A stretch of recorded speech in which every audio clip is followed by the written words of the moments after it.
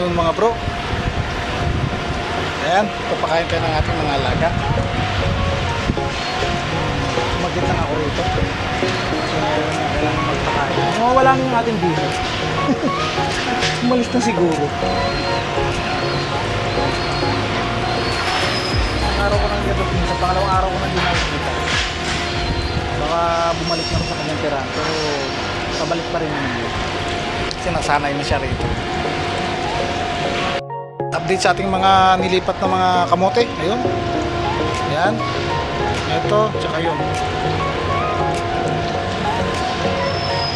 Ating avocado. Tag-init na mga bro.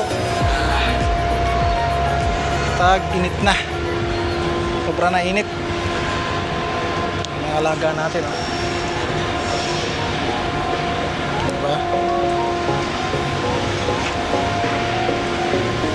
Tapos yung isda.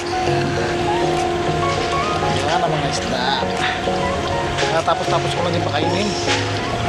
Yung tubig, hindi pa naman mainit.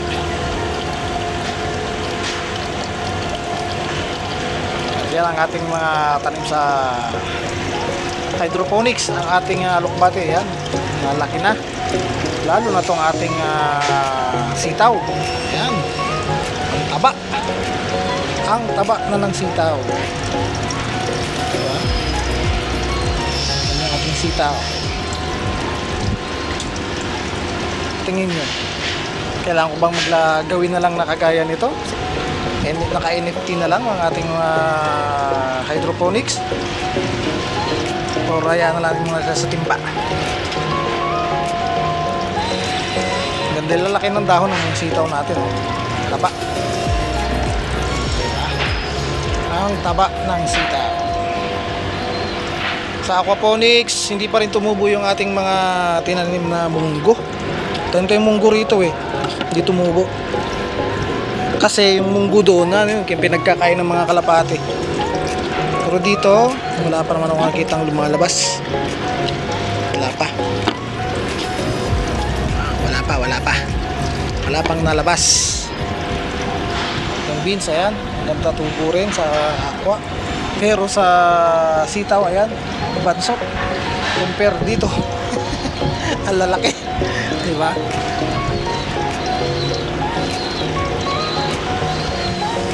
Ayan, mga alaga nating mga kalapate.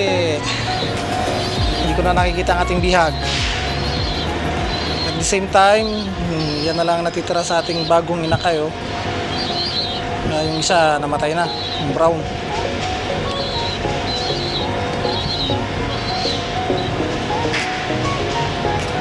Napakain. Ayan. Meron tayong isang inakay doon at dalawa ron sa may bintana. Ang ating tanglad, buhay na buhay. At pati yung isa na bagong tanim, buhay na rin. Nagkaroon na rin ng berde ang kanyang dahon.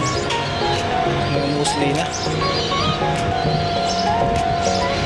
Sa mga isda, so far okay pa naman sila. Ayan. Okay pa naman sila, pero mainit na ang panahon. Hopefully hindi uminit ang tubig. Kasi pag uminit ang tubig, lechon yung mga yan. Nilaga pala. Sa hydro, ayan. Yung dala naman ang tubo ng tanim natin sa hydroponics. Lalo na itong mga sitaw. Yung beans. Yung beans pala, malaki na rin. Ito pala yun. Yung beans, ayan. Malaki na rin siya. Hanap pa tayo ng timba para malipat natin yung ibang beans. Ilang beans yan, 3 beans pa to tsaka isang sitaw. Ililipat na natin siya sa hydro kasi mukhang hindi maganda tubo sa aquaponics natin, gawa nga nung ang ating filtration system ay hindi pa maganda. Hindi pa nalalagyan ng uling. Tsaka kailangan pa natin bumili ng panibagong clay pebbles para dyan ang ilalagay natin sa clay pebbles na lang tsaka uling. Ayan. So para mga isda natin okay naman, hindi naman nabawasan. natin dito munggo. Tinira ng mga kalapati. Ayan, nag-ano na rin mangitlog yan kasi malaki na rin ata yung inakay. Silipin natin. Silipin natin yung inakay nila. Tsaka kung malaki na to eh. Ayun. Eh, patay na ata. Yan ko. Pinabayaan. Oo nga, namatay. Hindi pinakain. Kasaway. Namatay pala. Namatay pala yung inakay dyan. Kasi nag-iisa na nga lang, hindi pa binuhay. Yung dalawang ito. Asan na yun? Lumipad na. O ililibig ko muna. Kaysa naman mamaho ron. Medyo malaki na, kaya lang ayun. Hindi ata napakain ng dalawa. Namatay. Hi. Yun talaga. Yung pataba ka na lang sa ating mga tanim. Sa ating talbos. Yan mga bro. Matayan tayo ng isang inakay. Bali dalawang inakay na nakalibing dyan. At yun, tuloy ang pangingitlog ng ating kalapati na yun. Sablay naman lagi. Sablay naman lagi. Hindi naman nakakapisa. Buti pa yung nandun sa mintana. Napisa na yung dalawa. Ayan sila, oh. Magpares na yan. Oh. Mga walang sinising yan. Bitin pa tong mga ito.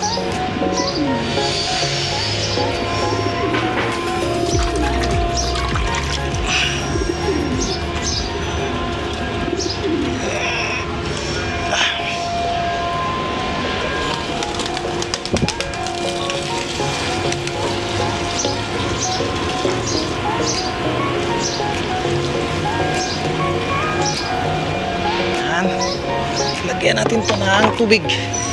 Inumin nila.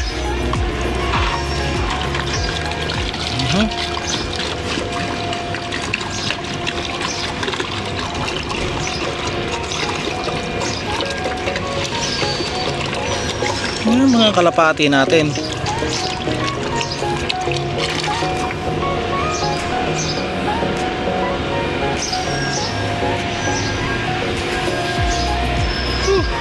Init na. Mainit na ang panahon. Kailangan ko na talagang lagyan to ng takip ang ating mga isda. Baka matigok pa itong mga ito. Pero hindi naman mainit ang tubig nila. Pero manigurado na tayo. Maghahanap na ako ng pantakip dyan. At the same time, pagka lalagyan natin ng balag to, gabalagan natin to para may gapangan ang ating sitaw. Yun pala, may binigyan pala ako ng kasama ko ng seeds galing Pilipinas. Oh, mamulaklak na. Bulaklak na nga ba ito? Oo nga, bulaklak na nga mga bro. Aga pa para mamulaklak na mga ito. Malililit pa yun, mamulaklak na. Pero ayos yan. Ayan mga bro, ang ating mga tanim, mga sibuyas natin may kung matitigok na oh. Tunti na titigukan. Pero hayaan lang natin sila dyan. Kung aabutin sila ng taglamig, okay, pero pag hindi, sorry, tanim na lang tayo ng panibago. Yan ang panahon ngayon, maulap. Maulap ang panahon.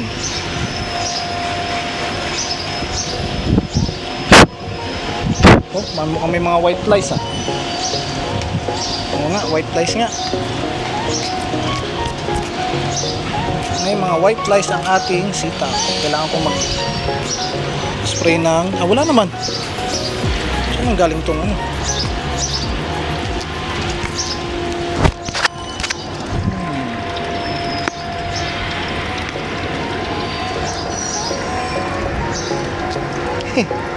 Mga insekto kasing dumikit sa aking cellphone. Hindi ko alam kung saan galing. Eh dito lang naman ako mawak.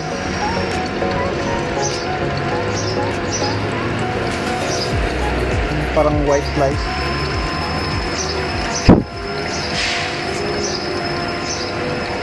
tuloy. Ayan mga bro, hanggang dito na lang muna siguro ang ating video. Ingat-ingat pa lang at God bless us. Bye-bye! Ay, yan na mga bro, ang ating mga bagong inakay. Dalawa. Yung nanay, oh. Sila. Walang update sa ating bagong inakay. Ang ating bihag. Close up natin. Ayan. Isa, mga blue bar. Walang nagmana sa ama na may suksok. Isa parang ang payat. Malaki. Yung ama nito ay suksukin. Pero yung anak, parang walang suksok ah. Tatakpan kasi ng isa eh. Parang walang suksok. Ayun mga bro, yan ang update sa ating mga bagong inakay dito sa bintana natin. Nanay. Yan sila lumalabas. Okay. Ingat-ingat na lahat. God bless us all. Bye-bye.